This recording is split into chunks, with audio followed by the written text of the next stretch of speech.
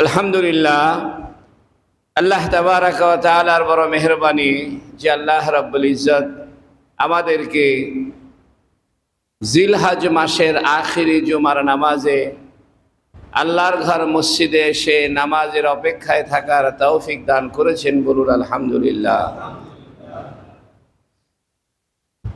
আগামী মঙ্গলবারে যদি চাঁদ দেখা যায় তাহলে বুধবার থেকে পহেলা মুহররম 1448 হিজরি আরম্ভ হবে। 1447 হিজরির শেষ প্রান্তে আমরা অবস্থান করছি। মঙ্গলবারে চাঁদ দেখা এটা ফরজে কেফায়া। সকল মুসলমানের পক্ষ থেকে কিছু মানুষ চাঁদ দেখার চেষ্টা করা এটা জরুরি। কেহই যদি চাঁদ না দেখে, চাঁদের খোঁজ না রাখে, তাহলে সবাই গুনাহগার হবে। এজন্য আমরা চেষ্টা করব আগামী মঙ্গলবারে চাঁদ দেখার জন্য, যেন মুহররমের তারিখটা সঠিক থাকে। আল্লাহ তাবারাকা ওয়া তাআলা 12 মাস 30 দিন 7 দিন 24 ঘন্টা এই যে সময়ের বিভক্তি আল্লাহ করেছেন, এটা আল্লাহ পাকের একটা সৃষ্টি। আল্লাহ যেমন আমাদেরকে সৃষ্টি করেছেন, আমরা যেমন মাখলুক, সময় আল্লাহর মাখলুক। সময় আমাদের জন্য নেয়ামত। এই সময়ের ভিতরেই মানুষ দামি হয়, মানুষ অদামি হয়। এজন্য ইসলামে সময়ের গুরুত্ব অনেক বেশি। আল্লাহ পাক কোরআনুল কারীমে একটি ছোট্ট সূরা, কিন্তু অনেক তাৎপর্যপূর্ণ এই সূরাটি সূরা আসর, সময় সম্পর্কে সচেতন করেছেন। আল্লাহ পাক বলছেন, ওয়াল আসরি, সময়ের শপথ, ইন্নাল ইনসানা লাফি খুসরিন, অবশ্যই সমস্ত মানুষ ক্ষতিগ্রস্ততার মধ্যে রয়েছে, ইল্লাল্লাযীনা আমানু ওয়া আমিলুস সালিহাত, তবে যারা ঈমান এনেছে, 1 নাম্বার। 2 নম্বরে ওয়া আমিলুস সালিহাত, নেক কাজ করে। 3 নম্বরে ওয়াতাওয়াসাউ বিস সাবর, একে অপরকে ধৈর্যের পরামর্শ দেয়। ওয়াতাওয়াসাউ বিল হাক্কি ওয়াতাওয়াসাউ বিস সাবর, এবং সত্য বিষয়ে তারা পরস্পরে উৎসাহিত করে। আমাদের সবচাইতে বড় দুর্গতি হলো যে আমরা আমাদের সময়গুলোকে নষ্ট করে ফেলছি। কিয়ামতের দিন 5টি জিনিসের জবাব আল্লাহর কাছে দিতে হবে। বরং হাদিস শরীফে আছে, নেয়ামাতানে মাগবুবানে সিহহাতু ওয়াল ফারাগ, আও কামা ক্বালা আলাইহিস সালাতু ওয়াস সালাম, সুস্থতা এবং অবসর, সময়ের অবসর, এই 2টা নিয়ামত আল্লাহ পাকের কাছে জবাব দিতে হবে। আল্লাহ যা যা নিয়ামত দিয়েছেন, এই নিয়ামত সম্পর্কে আল্লাহ জিজ্ঞাসা করবেন যে আমি কি তোমাকে এই এই নিয়ামত দেই নাই? তুমি আমার এই নিয়ামতগুলো পাওয়ার পরে কি কাজে নিয়ামত ব্যয় করেছো? সুস্থতা একটা নিয়ামত। একজন মানুষ সুস্থ থাকা অবস্থায় যদি আল্লাহর ইবাদত না করে, তাহলে কিয়ামতের দিন তাকে প্রশ্নের সম্মুখীন হতে হবে যে আমি তোমাকে সুস্থতা দিয়েছিলাম, তুমি সুস্থ অবস্থায় কি করেছো? হাদিস শরীফে আছে, 5টি জিনিসের আগে 5টি জিনিসের মূল্যায়ন করো। বার্ধক্য আসার আগে যৌবনের মূল্যায়ন করো। অসুস্থ হওয়ার আগে সুস্থতার মূল্যায়ন করো। অভাবী হওয়ার আগে সচ্ছলতার মূল্যায়ন করো। সময় থাকতে অবসরের মূল্যায়ন করো। আর যে নিয়ামত তোমাকে দেয়া হয়েছে, এই নিয়ামতের মূল্যায়ন করো। আজকে বিশ্বব্যাপী সময় নষ্ট করার এক মহা প্রতিযোগিতা শুরু হয়েছে। মুসলমানের ভিতরে তার সময়ের মূল্যায়ন করার কোনো চিন্তাই নাই। রাত জেগে বিশ্বকাপ ফুটবল খেলা দেখছে, এবং শুধু খেলা দেখা নয়, এই খেলাকে কেন্দ্র করে তার সম্পদের অপচয় করছে। 10 হাত, 20 হাত, 50 হাত পতাকা টাঙাচ্ছে। মুসলমান একটু চিন্তাও করলো না, যুব সমাজ একটু ভাবলো না, আমরা যে ফুটবল খেলার পিছনে এত আগ্রহ, এত উৎসাহ, এত উদ্দীপনা, এত সময়, এত অপচয়, জুয়া, গান বাজনা, নামাজের ক্ষতি, সব ক্ষতি আজকে বিশ্বকাপ ফুটবলে। মনে রাখবেন, যুগে যুগে দাজ্জালি ফিতনা আসে যা মানুষের ঈমানকে নষ্ট করে। বর্তমানে বিশ্বকাপ ফুটবল খেলা এটা একটা দাজ্জালি ফিতনা। আপনাদের শুনতে কষ্ট লাগবে যুব সমাজের।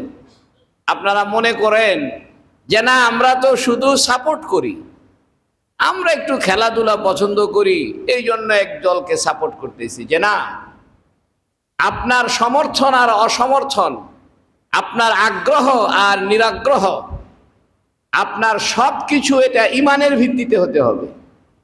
একজন মুসলমানের সমস্ত কিছু তার ঈমানের দাঁড়িপাল্লায় মাপতে হবে। আপনি যে পরিমাণ আগ্রহ বল খেলায় দেখাচ্ছেন এবং এ ব্যাপারে মারামারি পর্যন্ত হয়ে যাচ্ছে, বেডাবেডি হচ্ছে, জুয়া হচ্ছে, অশ্লীলতা হচ্ছে, সময়ের অপচয় হচ্ছে, মারামারি হচ্ছে, এই সব কিছুর পিছনে আজকে বিশ্বকাপ ফুটবল খেলা। অনেকে বলে যে না, আমরা মুসলমান দল, ইসলামী দেশের বা মুসলিম প্রধান দেশের সাপোর্ট করি। এই কথাগুলো ঠিক নয়। মনে রাখবেন, আল্লাহ যে নেয়ামত দিয়েছেন, সময়ের নেয়ামত, এই সময়ের নেয়ামত সম্পর্কে জিজ্ঞাসা করা হবে। একটা সময় চলে যাচ্ছে, এ সময় আর কখনোই ফিরে আসবে না। যে সময়টা চলে গেল, এটা আপনার একটা আখেরাতের কামানের রাস্তা থেকে আপনি বঞ্চিত হলেন। এই জন্য যে ব্যক্তি 1 সেকেন্ড হায়াত বেশি পেল, সে 1 সেকেন্ড নেয়ামত বেশি পেল। হাদিস শরীফে আছে, কেউ যদি একবার সুবহানাল্লাহ পড়ে, জান্নাতে তার জন্য একটা স্বর্ণের ইটের গাঁথুনি হয়ে যায়। এই জন্য বন্ধুরা আমার, আমি আপনাদেরকে অনুরোধ করব, আল্লাহ পাকের নেয়ামতের শুকরিয়া আদায় করেন, এ সময়কে মূল্যায়ন করেন, সময়কে অযথা নষ্ট করিয়েন না। আজকে এই বল খেলা এটা বহুবিধ কারণে হারাম।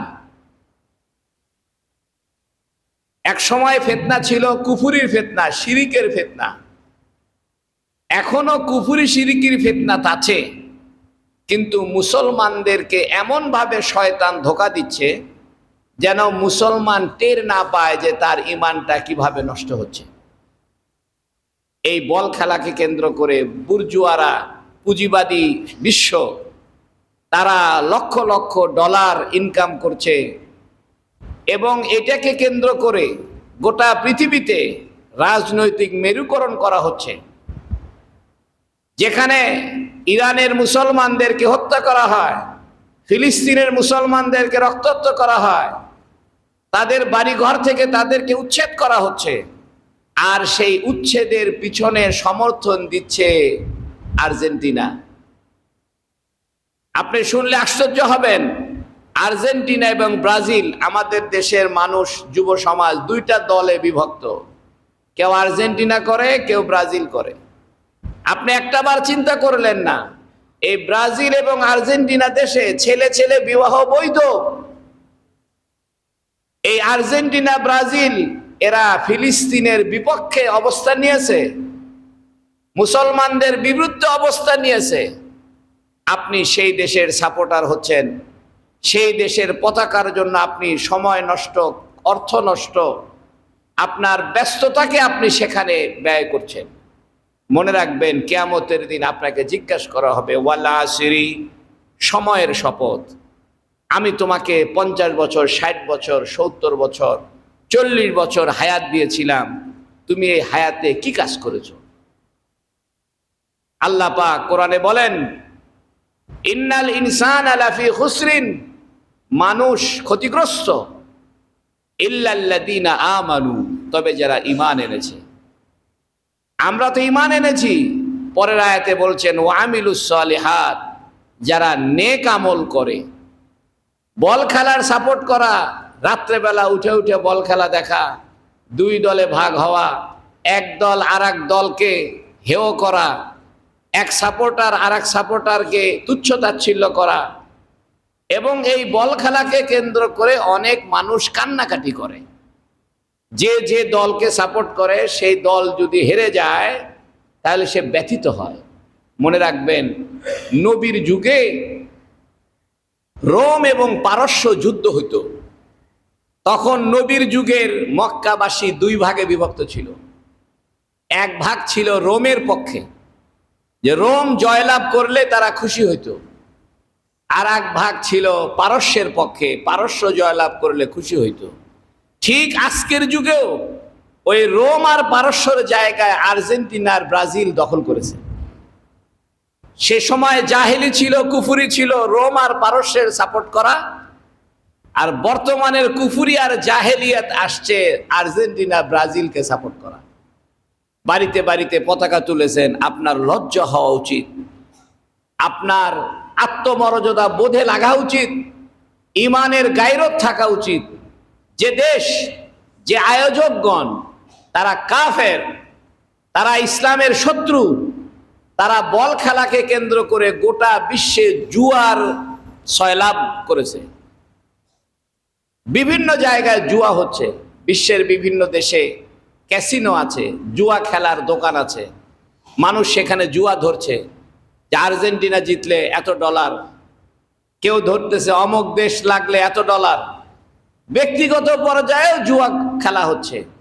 অতএব বিভিন্ন কারণে সময় নষ্ট, অপচয়, মারামারি, বেডাবেডি, জুয়া এবং হারাম পোশাক, সব কিছুর কারণে এই বিশ্বকাপ ফুটবল খেলা দেখা, তার সমর্থন করা, তার ব্যাপারে অন্তরে আগ্রহ রাখা কখনোই বৈধ হতে পারে না। এটা সম্পূর্ণরূপে নাজায়েজ একটা বিষয়। কিন্তু বহু মানুষ নামাজ পড়ে, নামাজ পড়ার বের হয়েই জিজ্ঞেস করে খেলার খবর কি। অর্থাৎ মুসলমানের ব্যস্ততা এখন হয়েছে খেলাধুলা, মুসলমানের ব্যস্ততা হয়েছে সময়কে নষ্ট করা।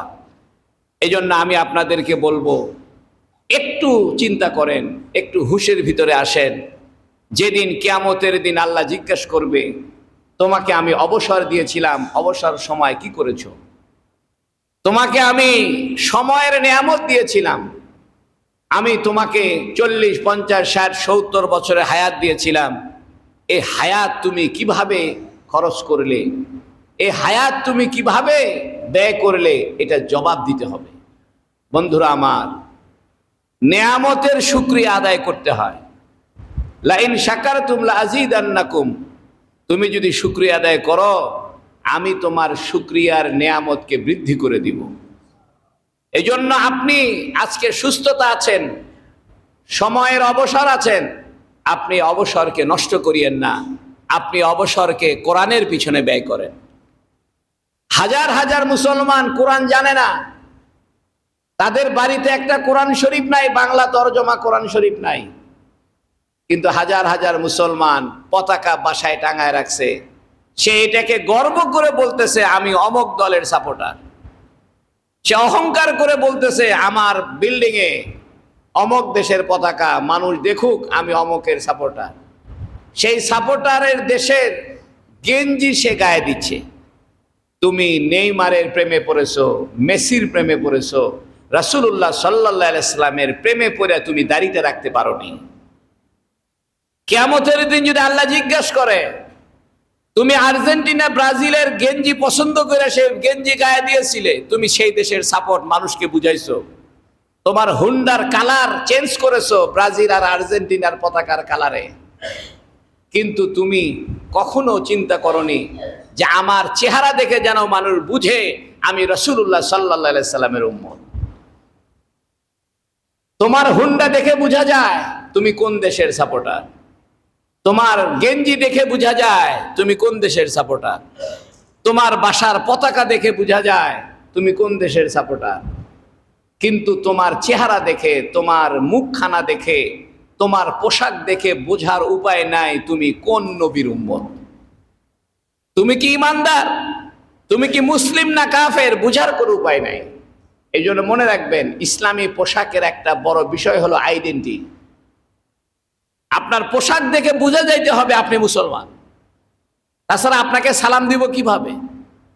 কারণ সালাম এটা মুসলিম কমিউনিটির মাঝে কুশল বিনিময়ের মাধ্যম। আসসালামু আলাইকুম রহমতুল্লাহ বারাকাত। এই জন্য কোন ফাসেক ফুজ্জারকে সালাম দেওয়া জায়েজ নাই যতক্ষণ বোঝা না যায় যে লোকটা মুসলিম। এই জন্য আমরা বারবার বলি, এমন পোশাক গায়ে দাও যে পোশাক পরলে বোঝা যায় তুমি মুসলিম। অনেকে বলে হুজুর পাঞ্জাবি তো হিন্দুরাও পরে। আরে হিন্দুরাও পাঞ্জাবি পরে, হিন্দুরা দাড়িও রাখে, কিন্তু মুসলমানের কিছু কমপ্লিট আইডেন্টি আছে। দাড়ি, টুপি, পাঞ্জাবি এগুলো সব যদি আপনি পালন করেন, আপনাকে দেখলে বোঝা যাবে আপনি মুসলমান। আজকে আপনি মুসলমানের পরিচয়কে নিশ্চিহ্ন করে দিলেন। আপনার মাথায় টুপি নাই, বোঝার উপায় নাই আপনি মুসলিম না কাফের। আপনার মুখে দাড়ি নাই, বোঝার উপায় নাই মুসলিম না কাফের। আপনার পোশাক আশাকে বোঝার উপায় নাই মুসলিম না কাফের। কিন্তু আপনার গেঞ্জি দেখে বোঝা যায় আপনি ব্রাজিলের, আর্জেন্টিনার, অমুক দেশের সাপোর্টার। কি জবাব দিবেন আল্লাহর কাছে? বন্ধুরা আমার, আখেরি জামানায় চলে আসছে। এই জামানায় হক কথা মানুষের কাছে তিতা লাগবে। আল হাক্কু মুররুন, সত্য কথা তিতা লাগে, অন্তরে মেনে নিতে মনে চায় না। একজন মানুষ একটা দেশের সাপোর্টার, কোনো একটা ফুটবল খেলার দেশের সাপোর্টার, সেই সাপোর্টারের দেশের বিরুদ্ধে কিছু বললে সে জ্বলে ওঠে, আগুনে জ্বলে ওঠে। যেমন তার অন্তরে আঘাত লাগে, আপনার অন্তরে আঘাত লাগে না? যে ব্রাজিল আর্জেন্টিনার সাপোর্টার করেন, সাপোর্ট আপনি করেন, সেই ব্রাজিল আর আর্জেন্টিনা তো ফিলিস্তিনের বিরুদ্ধে মুসলমানের হত্যার লাল দাগ তাদের হাতে লাগানো আছে। মুসলিম ভাইরা আমার, যুবক ভাইরা আমার, আপনাকে একদিন আল্লাহর সামনে দাঁড়াতে হবে।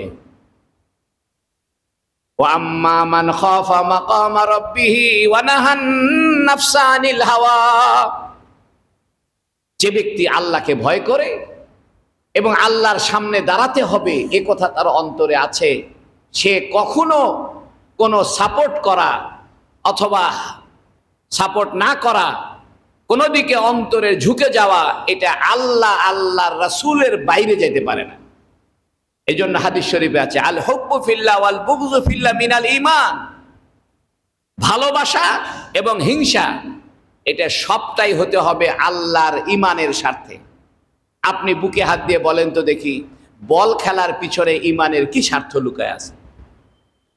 এই জন্য বন্ধুরা আমার, আপনি যদি যখন গোটা বাংলাদেশ নয় গোটা বিশ্ব বল খেলার মৌজে, বল খেলার এই জোয়ারে ভাসতেছে, আপনি তখন যদি বিপরীত স্রোতের বিপরীতে দাঁড়ান এবং বুক ফুলে বলেন আমি একজন মুসলিম, আমি কখনো ওই ব্রাজিল আর আর্জেন্টিনার সাপোর্ট করতে পারি না যারা আমার ফিলিস্তিনি ভাইয়ের হত্যার পিছনে দায়ী, আমি তাদেরকে সাপোর্ট করতে পারি না যারা আমার ইরানের ভাইদেরকে হত্যার পিছনে দায়ী।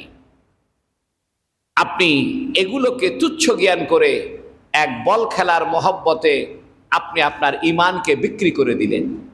ফামা রাবিহাত তিজারাতুহুম, তাদের ব্যবসা লাভজনক হয় নাই। আল্লাহ পাক কোরআনে বলছেন, আমি কি তোমাদেরকে একটা লাভজনক ব্যবসার কথা বলে দিব? সেটা হলো ঈমান আনবার, নেক আমল করবা। এই জন্য মনে রাখেন, মুসলমানের কোনো সময় ইবাদতের বাইরে কাটতে পারে না। মুসলমানের প্রত্যেকটা সময় এটা ইবাদতের ভিতরে গণ্য হতে হবে। আপনি বলতে পারেন অবসরে বসে আছি, একটু টেলিভিশন খুইলা একটু মোবাইলে বল খেলা দেখলাম, গোল হইল একটু খুশি হইলাম। না, এটা নাজায়েজ খেলা, কুফুরি খেলা, নেতৃত্ব দিচ্ছে কাফেররা। গোটা মুসলমানের, গোটা বিশ্বের টাকা চুষে নেওয়ার আমি দেখলাম ফিফা তারা লাভ করেছে 1000 কত কোটি ডলার লাভ করেছে খেলাকে কেন্দ্র করে। আপনি যে মোবাইলে খেলা দেখেন, এমবি খরচ হয়, এমবির পয়সাটাও ইসরায়েল পায়। আপনি যে খেলা দেখেন, এই খেলা দেখার পিছনে যে আপনার ইন্টারনেট খরচ হয়, এটার পয়সাও কাফেরদের হাতে যায়। গোটা ওয়ার্ল্ড, গোটা বিশ্ব কুফরি উৎসবে মেতেছে। বন্ধুরা আমার, নিজেকে সংবরণ করেন, নিজেকে স্থির রাখেন ইমানের প্রতি। হাদিস শরীফে আছে, কিয়ামতের আগে ইমান রক্ষা করা এমন কঠিন হবে যেমন মানুষের হাতে জ্বলন্ত আগুনের অঙ্গার রাখা কঠিন, ইমান নিয়ে বেঁচে থাকা কঠিন। এখন ইমান নষ্ট হবে কেমনে? এই বিভিন্ন কুফরি উৎসব, বিভিন্ন কাফেরদের হইচইয়ের উৎসব। আপনি বল খেলাকে কেন্দ্র করে যে জুয়া, আপনি এটার সাপোর্ট করলে জুয়ার একটা গুনাহ আপনার আমলনামায় লেখা হবে। এই খেলাকে সাপোর্ট করলে সময় অপচয় করার একটা গুনাহ আপনার আমলনামায় লেখা হবে।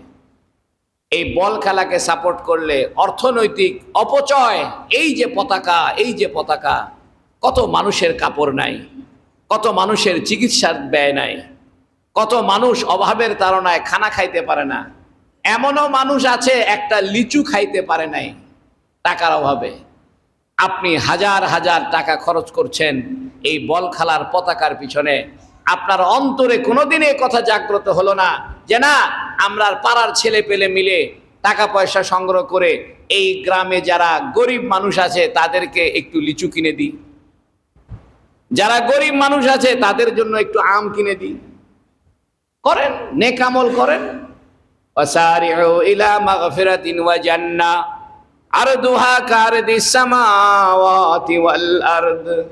বন্ধুরা আমার, যাদের অন্তরে ইমানের জজবা আছে, ইমানের তেজ আছে, ইমানের মহব্বত আছে, ইমানের আকর্ষণ আছে, ইমানের নূর আছে, ইমানের দাপট আছে, তারা কখনো এই কুফুরি খেলায় মত্ত হতে পারে না। আপনি আপনাকে জিজ্ঞাসা করেন, আপনার সময়টা কি কাজে আপনি ব্যয় করছেন? 24 ঘন্টার সময়ের ভিতরে কতটুকু সময় আপনি ইসলামের পিছনে ব্যয় করেন আর কতটুকু সময় আপনি বল খেলায় ব্যয় করেন?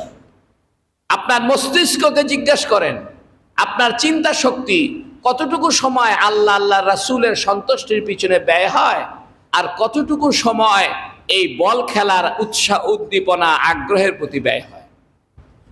বন্ধুরা আমার, আল্লাহ রাব্বুল আলামিন আমাদেরকে সহি বুঝ আমাদেরকে দান করুক, বলুন আমিন। আমাদের অন্তরে ইমানের নূরের আলো প্রজ্বলিত করে দিক, বলুন আমিন। যার অন্তরে ইমানের তেজ আছে, ইমানের উৎসাহ আছে, সে কখনো মুসলিম বিরোধী স্বার্থে সময় নষ্ট হয়, অপচয় হয়, মারামারি হয়, জুয়া খেলা হয়। অনেকে বলে যদি আর্জেন্টিনা জিতে তাহলে আমি একটা গরু জবাই করে দিব। এই গরুর গোশত খাওয়া নাজায়েজ, মনে রাখেন। বেডাবেডি করে যে খানা দানা খাওয়া হয়, এই খানা খাওয়া নাজায়েজ, হারাম। একজন বলল যদি আর্জেন্টিনা জিতে অথবা ব্রাজিল জিতে তাহলে আমি একটা ছাগল দিব, আর যদি না জিতে দিব না। এইটা বেড ধরা, বাজি ধরা। ইসলামে বাজি ধরা হারাম। হাজার হাজার যুবক ছেলে এই বাজি ধরে ধরে বল খেলাকে কেন্দ্র করে বাজি ধরছে, যা নিঃসন্দেহে এই বাজির খানা খাওয়াটা হারাম। আপনি যখন এই বাজির খাবার খাচ্ছেন আপনার দোয়া কবুল হবে না। মনে রাখবেন, সন্দেহপূর্ণ জিনিস খাইলে দোয়া কবুল হয় না। লা ইয়াদখুলুল জান্নাতা জাসাদুন গুযিয়া বিল হারাম। ওই শরীর জান্নাতে যাবে না যে শরীর হারাম মালে গঠিত। শুধু সুদ খাওয়া হারাম, মদ খাওয়া হারাম এটা নয়, বরং বাজি ধরে যে খানা খাওয়া হয় এটাও হারাম। আল্লাহ রাব্বুল আলামিন আমাদেরকে সবার সহি সমঝ দান করে, বলেন আমিন। ইনশাআল্লাহ আগামী মঙ্গলবারে যদি চাঁদ দেখা যায় তাহলে বুধবার থেকে পহেলা মুহররম 1448 হিজরি আরম্ভ হবে। আমরা প্রতি বছর যাতে মুসলমানরা আরবি তারিখের হিসাব রাখতে সুবিধা হয়, এই জন্য আমরা আরবিতে একটা ক্যালেন্ডার ছাপি, যে ক্যালেন্ডারের মূল তারিখটা হলো আরবি মাস হিসাবে, মুহররম সফর হিসাবে। সেখানে ইংরেজি তারিখও থাকবে, বাংলা তারিখও থাকবে। তবে এবার আমরা করেছি কি, আরবি তারিখটা আরবি অক্ষরে দিয়েছি, যেন এই সুযোগে আপনারা আরবি অক্ষরগুলো শিখে ফেলেন। আরবি সংখ্যা 1 2 3 4 5 6 এই যে আরবি সংখ্যা, এই ক্যালেন্ডারে এইবার আরবিটা আরবি সংখ্যায় দেওয়া হয়েছে, যেন আপনাদের বাচ্চারা এই ক্যালেন্ডার দেখে দেখে আরবি 1 2 3 4 100 পর্যন্ত মুখস্থ করতে পারে এবং চিনে যেতে পারে। এই জন্য কোরআন শরীফে যে আয়াতের সংখ্যা লেখা থাকে এটা আরবিতে লেখা থাকে, এই জন্য আরবি সংখ্যাও আমাদের জানা দরকার। এই জন্য আপনারা ইনশাআল্লাহ আগামী সপ্তাহে এই আরবি ক্যালেন্ডার পাবেন 1448 হিজরির সম্মানে, 1448 হিজরি সৌজন্যে আমরা এই আরবি ক্যালেন্ডারটার ছাপি, যেন ঘরে ঘরে আরবি মাসের চর্চা হয়।